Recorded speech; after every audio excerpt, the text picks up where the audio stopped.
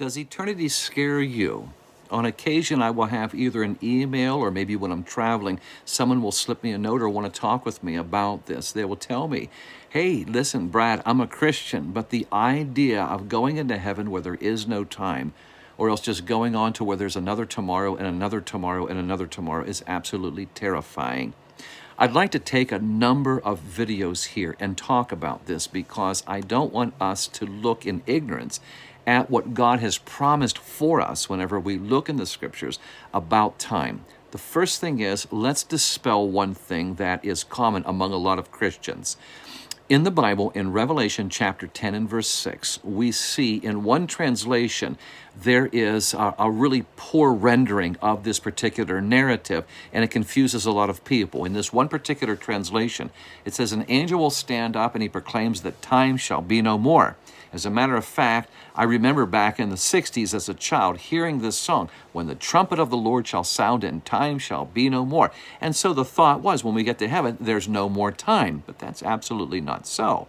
When we take a look in the scriptures, we see Revelation chapter 8 and verse 1. John is listening to everything going on, and suddenly there's a silence. And in heaven, he makes an estimation. It's been about a half an hour. Or think about it, Revelation chapter 6, when the redeemed approach the Lord and they ask him, how much longer will this be? And he says, a little while longer. He acknowledges in the essence of time, just as they have asked that way.